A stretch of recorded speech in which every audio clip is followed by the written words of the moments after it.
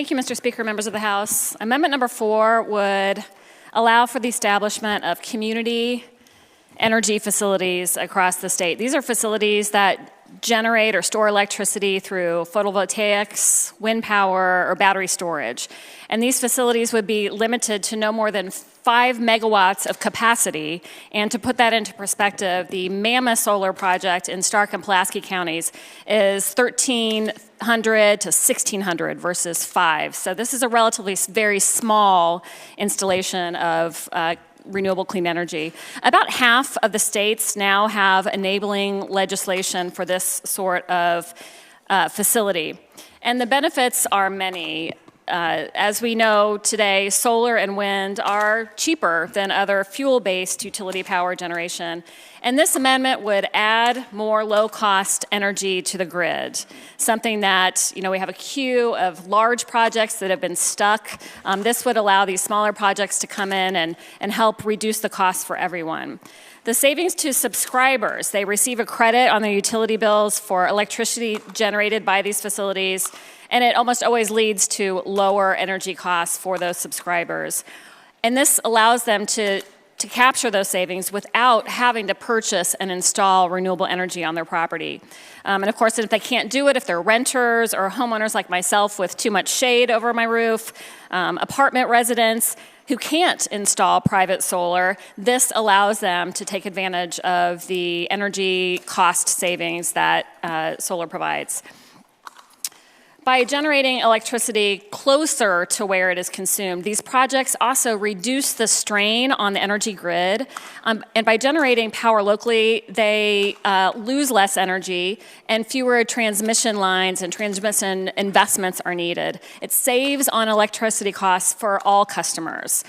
And then there's the reduced peak demand. So community solar, particularly when combined with battery storage, feeds energy into the local distribution grid during peak hours, reducing the reliance on peaker plants and making the system less costly overall. These facilities are also almost always built on leased land, so you're providing steady income from landowners, those landowners. Oftentimes you could build on brownfields, so a new great use for a property that's really hard to develop today.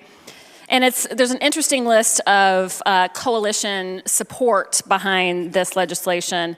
The Indiana Conservation Alliance for Energy, Land and Liberty, the Evangelical Environmental Network, Conservatives for a Clean Energy Future, Audubon Society, Nature Conservancy, and many, many other organizations stand behind this legislation as a way to bring energy that doesn't create toxic emissions that we expose Hoosiers to. It's also less costly for Hoosiers. It's a win-win. So the underlying bill, as we know, is titled Electric Utility Affordability, and allowing for community energy facilities will deliver on the promise of this legislation to make utility energy more affordable for all Hoosiers. I urge you support. Thank you. Roll call has been requested and seconded will be granted. Further discussion, Representative Schonkweiler. Representative Hamilton, thank you for the very interesting idea. I think it's well-intentioned. This amendment represents a significant policy expansion that moves Indiana beyond affordability and reliability reforms into the creation of a new utility-mandated community energy market without sufficient study of cost, impacts, or grid consequences. It requires utilities to interconnect, administer, and credit private third-party generation, shifting administrative, interconnection, and potentially cost recovery risks onto non-participating ratepayers.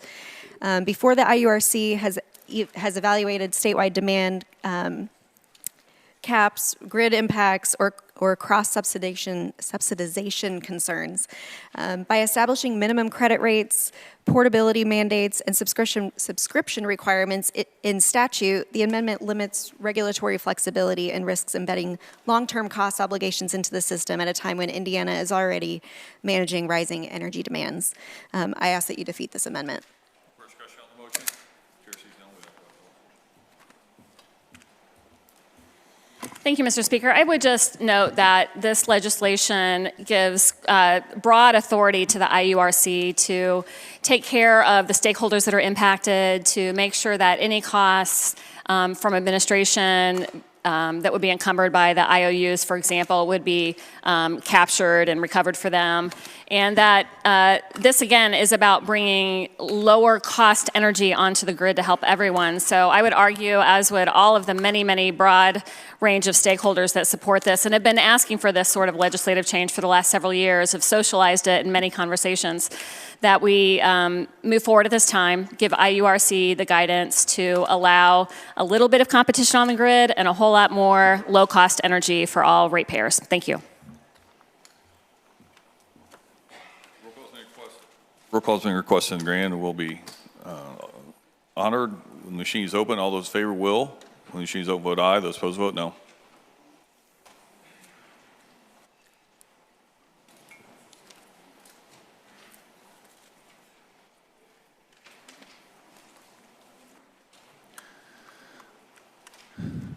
Have all the members voted? Tally the roll. Roll call says 29 ayes, 62 noes. The motion and amendment has been